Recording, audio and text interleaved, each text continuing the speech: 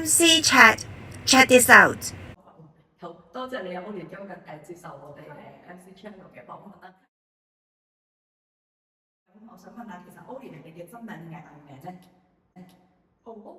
真名藝名，咩叫真名嘅意思啊？真名即係咧，你平時生活、日常生活同人哋去相處嘅時候用嘅名，而藝名就係可能你表演嘅時候先會用嘅名。係啊，真名都係叫 Ollie 嘅，即係通常即係成個寫法就 Olivia 啦，但係 Ollie 個名都係常用嘅。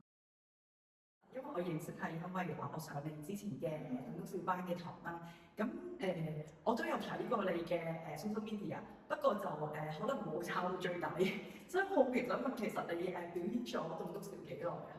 我應該係2023年開始去做棟篤笑嘅。2023年即都有3年，就嚟3年，就嚟夠3年。其實你當初接觸棟篤笑係興趣啊？職業啊，定係全職去做嘅？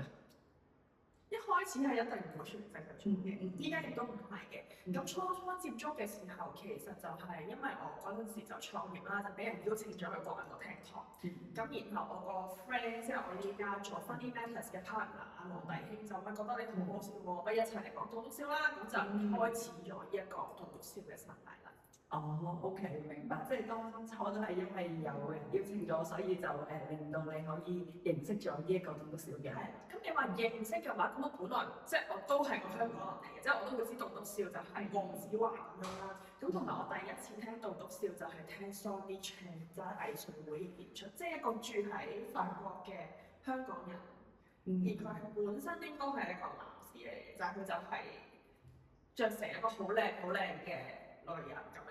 棟篤笑藝人係，咁佢就係香港嘅演出啦。咁第一次聽黃子華以外嘅現場，應該就係嗰一次啦。明白，多謝你介紹我去 explore 下嗰啲。係。好，咁嗱，頭先你講咗，因為我都問咗你第一次係點樣接觸棟篤笑，就係黃弟兄佢介紹你去，或者邀請你去啦表演，咁然之後認識咗。我想問你第一次嘅表演嘅時候係點樣？個感受如何？個場景環境係點樣？咁我第一次去咧就類似係佢一個內部嘅類似 open mic 嘅東西啦。咁嗰陣時黃弟兄叫我去就叫我即係你就預備啲嘢好笑咁樣啦。咁我就預備咗幾分鐘，咁都幾得意嘅。即係同埋當然係因為第一次大家都好 encourage 覺得你好好啊，你肯講就好好啦咁樣。咁所以就開始咗。咁樣嘅開始啦，咁第一次正式嘅演出就喺台灣嘅，喺台北，係啦。頭先黃弟兄嗰個就係香港嘅，然之後你正式嘅演出就係喺台北啦。點樣為之正式嘅演出啊？或者黃弟兄邀請你嗰個係咪叫做 open mic？係正式嘅演出就係真係有門票，而嗰個表演就係一個完成咗嘅 piece 嚟嘅。咁通常 open mic 或者我哋有啲內部嘅 rehearsal 就係打個打磨嘅過程。咁就未必係一個正式出街，可能就係純粹去試笑話嘅過程。好，多謝你，因為其實可能有時候大家唔識嘅叫 open mic，你哋就解釋咗俾大家。係啊，咁你會唔會記得你第一次表演嘅內容係咩啊？第一次表演嘅內容，因為佢喺台灣演出咧，咁嗰陣時就係玩一啲，因為台灣佢哋用詞就好文藝，都係好識做生意啦，咁佢哋就會可能將一啲。譬如旅行，佢哋會叫小出走啦，或者佢哋會叫一套短片做微電影啦，係啦，即係佢哋會好多呢啲嘅，好似好可愛嘅形字加咗落去，咁就令到成件事就好微妙啦。咁我第一次就係用呢一個 topic 開始嘅。第一次係被黃弟兄去邀請啦。咁其實你有冇學過棟篤笑啊？梗係冇啦，冇啊。係啊，除咗我知我用呢個教，自由嘅自由。OK， 咁你自由其實係我一開始係，即係你通常你成世人你點都會嘔到一啲有趣嘅靈感出嚟㗎嘛。咁所以一開始都係一個咁樣嘅狀態嘅，係啦，去到幾次表演都係咁嘅狀態啦，即都會覺得係你嘔到一啲搞笑嘅嘢出嚟啦。咁但係你去到咁上下就會覺得即係如果我真係想做一個人嘅表演，或者係想更進深一步，其實要學嘅。咁當時就有睇書學啦，咁但係睇書始終香港係冇本地嘅本土小說啦，都係可能台灣或者係英文嘅翻譯本。咁所以嗰陣時就係都係咁樣學住先。但係再進一步咧，其實係再有跟一個內地嘅老師啦，咁叫做周樹，哦，係啦，咁 OK 佢就係移居咗香港嘅，而家係，咁就係有跟佢上堂。哦，我記得我畢業嗰個表演有見過啊，周老師。係啦，咦，咁頭先你講到你會睇啲書，其實會唔會可以介紹一兩本俾大家認識？最容易睇應該就係 Comedy Bible。哦，又係最經典啦，亦都係最簡單嘅手法都會喺晒入邊㗎。OK，謝謝你。咁有時候大家都會好煩惱啊，好苦惱啊，究竟寫咩 topic 或者有唔興趣？其實你嗰個嘅靈感來源係來自邊度？其實呢個問題我覺得真係頗為難答嘅，因為我覺得每個人嘅靈感都好唔同啦。咁有啲人可能係呢個 show 有咩 topic，你調翻轉頭俾佢，佢就再揾靈感。咁但係因為我自己係策劃我自己嘅 show 啦，咁我嘅靈感出現有時都係一個突然之間有出現就出現嘅狀態。咁所以你問我靈感來源喺邊，就一定係生活上面，即係呢個係一個超級垃圾嘅答案啦。即係有邊個唔係喺自己嘅 experience 上面攞答案，或者係睇到咩書、睇到咩戲，都係會由自己開始咯。但係我覺得每個人嘅得到靈感嘅方法都唔同。明白。好。咁譬如咁我自己都有玩過，係咪咧？有時候咧會可能個內容未必話大家都有同感，覺得好笑就會有啲冷場啦。咁如果當你都即係嗱，有冇試過遇過冷場即係我哋點啊？咁有咁如果有嘅時候你會點樣教啲學生點去即時有啲咩可以處理咧？因為大家都好緊張嘅，遇到冷場嘅時候。咁我覺得呢個問題分兩部分嘅。咁第一就係話可能有啲觀眾會有啲東西冇共鳴啦。咁好多時候我哋都會將呢一個責任擺咗喺觀眾度，但係其實個責任都喺我哋度，係啦，因為可能你去一個場地啦，或者係去某一個表演度，其實你大概都會咁，即係你會大概都 research 到呢班觀眾其實係咩人嚟嘅咁樣咧。即係你去老人中心，但係你講一啲可能佢哋都識嘅，但係你講一啲你好同自己可能呢個年紀嘅東西，可能就同佢哋好唔夾啦。咁所以其實呢一方面都要 research 嘅。咁但係當然，如果係你自己嘅個人專長，你會好清楚你嘅題目係咩，你嘅 fans 係乜嘢，咁樣會比較容易啲嘅。咁但係冷場嘅部分當然都係試過啦。冷場嘅部分都有分唔同嘅方法嘅，即係有一種就係你發現呢個大題目係佢哋完全係唔知係乜嘢，冇共鳴。係啦，即係假設譬如你好想用一套某個人物或者某個電影嚟做呢個 game，但係一講個電影咧，原來冇人睇喎。咁你可以盡快 cut 咗佢。係啦，你一係就 cut，一係你就好簡單咁介紹呢個係咩人。係啦，都有兩種手法，即係你 feel 到原來我以為嘅知識係呢班人咁啱完全唔識用咁樣啦。咁二就可能係你試下同佢互動咯，係啦，因為佢哋有可能係唔在狀態。抓翻佢哋個 attention。冇錯，明白。咁但係有陣時候都係要暫定你繼續完成。暫嘅。係啦，千祈唔好協。係啦，你越協就係一個惡性嘅循環。謝謝你嘅 advice。我知道你有一個嘅組織叫做 Funny Matters 啦，其實可唔可以介紹下？係，咁 Funny Matters 就係我同頭先有講啦，就係黃帝興去成立嘅一個組織啦。咁我哋有做一啲因為我哋其實我就係我嘅個人表演就係以我個人嘅名義啦。咁但係有陣時我哋會以團體出發去搞啲活動，即係可能係open mic或者係一啲班啦，或者係一啲譬如長者班啊、學校嘅比賽等等，咁就係以個團體嚟進行。OK。咁你會即係頭先講嗰 Funny Matters 都會有教學噶嘛？點解都會選擇有教學嘅？係，咁因為教學嗰陣時就係我嗰陣時其實仲未有自己嘅個人表演嘅，咁但係我就見到香港一間好出名嘅書店啦，咁佢就出咗個 post 就話想誠邀一啲有趣嘅興趣班，即係佢哋列到明係要特別嘅有趣嘅。咁我就雖然我就係嗰陣時其實都未有好多嘅 experience，但係我就覺得試下咯咁。咁嗰陣時就真係，因為我覺得似乎而家書店都好出名啦，對住一個讀書人啦，咁個老細都好出名啦。咁我就真係 research 晒成個課程，我要點樣教，就係一日裏邊就嘔晒出嚟啦。即係我睇哇！過幾個表演就係即係寫個大綱咁樣啦，就俾佢睇，即係同佢見面咁，跟住佢就後尾就同我講翻，就係因為咁多個面，即係同佢傾嘅人面，幾乎係得我一個係已經有跑落盤啦。我已經 ready 晒啦，佢就好啦，咁同埋佢本身應該對棟篤笑呢樣嘢好有興趣嘅，咁就開始咗第一班。所以啲人成日話有準備嘅人咧會容易啲成功嘅，呢個好好嘅例子。但當然我會覺得有陣時都係因為我心虛啦，即係唔係㗎，你又起碼成個包裝揼晒出嚟。係啊，揼咗出嚟先去見咁樣咯，係啊。其實我都知道你有除咗香港，有去其他國家嘅表演啦，例如先去台灣啦。我記得你好似有講過英國啦、日本啦。咁其實你喺唔同嘅國家嘅表演嘅時候，你第一個去嘅國家係台灣、澳門。咁澳門係啦，咁或者想問下點解會有一個嘅想法，想衝出香港去其他地方表演？因為我嗰陣時就自己做自己嘅1個鐘嘅專場啦。咁但係我就覺得，咁我啱啱開始做，我唔會有好多嘅 fans 咁樣。咁但係我哋就係不斷要需要去鍛鍊，你先會去成為一個成熟嘅表演者。咁我就諗，既然香港咁你冇咁多 fans，你就做唔到咁多場。咁你就係試下，我每去到一個地方係旅行嘅時候，都喺嗰度去搞一次。係啦，咁當然就係都唔會好大嘢，即係我最多個次大概都係50人左右。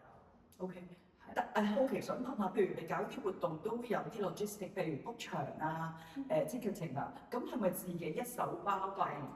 哇，好勁喎！即係你係搖佢咁樣，首先嗰度 book 咗場先，跟住 online 整埋啲 ticket，然之後就去到，咁你有 reception 係咪去到嗰陣時 reception 通常都會同嗰場地夾咯，全部都 one man band，係好勁啦，真係好勁喎，好勁！好，咁又問下啦，去咗咁多個地方咧，其實你會覺得喺香港同埋其他國家嘅觀眾，佢哋有啲咩唔同咧？俾你嘅感覺係點啊？或者你表演嘅時候內容會有啲咩唔同啊？咁樣咧？佢哋嘅反應講同其他，因為其實我哋去嘅時候嗰啲都係可能移居咗當地嘅香港人啦。咁我強烈咁感受到咧，去咗英國或者去台灣嘅觀眾，佢哋嘅反應係比較緩慢嘅，即係佢哋好似唔係住喺香港嘅人要咁急咁樣啦。咁同埋另外觀察到一樣嘢就係佢哋有個現象就係其實可能香港就真係好為咗呢個 show 而嚟，但係其實佢其他移居咗嘅人其實都係好想見到其他香港人。即係其實係有一份親切感嘅。係啦，亦都當呢個係一個小型嘅社交場合，小朋友。係你要識佢哋，佢哋互相認識。哦，OK，即係播佢哋嘅，係啦，social 嘅嗰啲場合，幾好嘅嗰啲。最深刻嘅表演經驗係啲咩？或者印象有啲咩發生咗咧？或者嗰樣嘢可能突然間好 at hot 嘅，或者有一個觀眾令你好impress 嘅。我諗可以講下最近嗰個表演，就係有一個好大人物嚟㗎嘛。咁我本身係唔知㗎，係啦。咁因為本身就係彭秀慧導演啦，彭導啦。咁佢之前就買咗個飛去睇之前嘅一個實驗場。咁但係因為喺大埔藝術中心，而嗰一排就發生咗一件好唔開心嘅事啦。咁所以嗰場係取消咗。咁我都有send 翻一啲 message 去道謝佢，同埋同佢講呢個取消嘅安排。咁但係呢個重演嘅，即係真係正式演出嘅時候，咁佢就有嚟到啦。咁我仲問我可唔可以帶咗個朋友？咁我就心諗我可以啊，冇問題，你帶翻個朋友啦。咁佢就問想唔知呢個朋友係邊個？咁我就想可能可以係邊個咧？咁會唔會係你做劇場嘅朋友啊？或者係咪 ViuTV 嘅藝人啊？即係我都好開心嘅。咁但係我覺得咁都因為佢嗰日朝早同我講，我覺得今晚佢知㗎啦，我就話唔緊要啦，你到時 surprise 我啦。哦，你都想 surprise 到時候先至有嘅。係，咁然後嚟到就係余真小姐啦。咁我就喺個 reception 見嗰時候咧，就爆炸，好重分量嘅啦。但係我覺得我都好後悔佢話將個 surprise 擺喺嚟到先知嘅，因為我就覺得既然係咪都緊張，咁但係如果早啲知就緊張一陣㗎啦。OK，同埋其實上一台我覺得係即係上台前一刻都好緊張，但係其實上咗台講順咗之後係冇乜分別嘅，即係無論台下有邊個都好咁樣咯。頭先你話教學啦，咁有冇啲咩學生係令到你有一個好深刻嘅印象？譬如啊，佢個內容啊，或者佢個性格啦等等嘅嘢咧？你咯，冇咧，OK，我要啲性答嘅。印象深刻都有好多嘅喎。嗯，係，我諗印象深刻就係我第二次教班嘅時候就嚟咗兩個老人家啦。係啊，即係我就想嚇得唔得㗎？即係我講嘅嘢佢哋明唔明㗎咁樣啦。咁但係結果係好得意嘅佢哋表現係。咁我就因為呢個老人家就開始咗真係有長者班呢件事。哦，即係一開始唔係有諗住有長者班，係啦因為學生係長者，係啦，咁就發現咦原來佢哋係好得㗎喎咁樣，咁就開始咗呢條路啦。咁另外有啲咩印象深刻？好定係唔好先？唔好嘅唔好開名啦。咁啊好嘅咧就係、譬如我哋有失明嘅同學啦，啊，係啦，我都覺得係印象好深刻嘅。同埋就會發現啲佢哋失明嘅朋友，佢哋吸收同埋記性都真係好好。係，即係可能佢哋係會用慣眼以外嘅所有地方嚟工作咧，就覺得佢哋嘅學習能力得好快嘅。咁如果你係教失明嘅學生嘅時候，其實個教學方式會唔會有啲唔同定係其實一樣嘅？因為佢都係聽到㗎嘛就係啊，係一樣，係一樣嘅。哦，OK。咁內容係都會圍繞住佢個本質，定係佢都會講啲其他嘢㗎？呢個都有趣嘅，因為其實佢第一次嘅表演就完全就係講佢失明呢件事啦。咁但係我覺得，咁呢樣嘢好在所難免，因為喺觀眾嚟講最好奇嘅就係佢失明嘅生活或者係佢個身份帶嚟嘅東西咁樣啦。咁但係佢之後依家佢策劃緊一個佢個人嘅專場。哦，係啦，咁我都會覺得去到一個階段，其實大家都會對佢淨係失明以外嘅東西會有興趣嘅。佢失明以外嘅嘢。即係除咗講佢失明呢樣嘢，咁佢其他嘅部分或者佢嘅性格啦、佢嘅社交啦，甚至愛情生活究竟係點樣咧？等等，我覺得係好 interesting 喎，好 interesting 嘅咁樣咯。咁都會希望佢係可以發其他方面。OK，你話佢係有個新 project 嘅人。我哋係策劃緊呢個新 project，因為有啲同學其實佢哋會想做佢自己嘅專場，咁我哋都會慢慢咁樣去同佢走到可以搞到一個個人專場嘅。哦，即係你哋會幫佢實現佢嗰個嘅個人專場同埋個 project 嘅。係。好多時候咧，大家香港做棟篤笑，因為好多時候都可能冇台灣啊，可能中國而家好多節目佢哋都會做叫相聲啦、脫口秀啦，可能冇咁 popular，或者大家未必會願意去經常買張飛。不過有啲場可能佢就會話啊，飲杯飲品已經可以聽啦。咁即係大家會面對好多嘅困難啊。咁你會唔會覺得其實喺香港做棟篤笑都會有啲掙扎嘅位？如果有嘅係啲咩，或者啲難處咧？難處啊，因為我覺得香港有樣嘢好啦，就係就算係唔係棟篤笑都好咧，其實香港係一個你肯做，然後就可以做得好快嘅地方，因為佢好細啦，然後啲人效率好高啦，係啦，即係你話做你就可以去做一啲嘢出嚟。咁所以我覺得因為我都係土生土長香港人，其實我就覺得我好習慣呢個環境。咁而當我想做自己嘅東西、自己嘅專場嘅時候，好簡單就係 book 個場，宣傳完。所以對你嚟講個難度可能或者困難唔係好多嘅，即係都唔係好流上。因為調翻轉就係我覺得當同任何嘅行業一樣，如果佢嘅持份者都好多，佢已經有好多權威係揸住晒所有嘅資源嘅時候，其實調翻轉頭你作為一個新嘅 player，你好難去突破到任何東西。但係我覺得喺香港棟篤笑界有樣嘢好就係，佢暫時仲係好多嘅藍海，你係可以隨時去做啦，隨時去 work on 呢啲東西。咁我覺得係令到呢件事係可以野蠻增長，即係好有生命力嘅一個地方嚟嘅咁。但係另一個我覺得深圳就係調翻轉頭，佢都係一個好細嘅地方啦，因為香港。咁同埋香港廣東話嘅市場始終都係有限，咁令到再聽棟篤笑，然後再聽你嘅棟篤笑，即係呢個市場就係好細。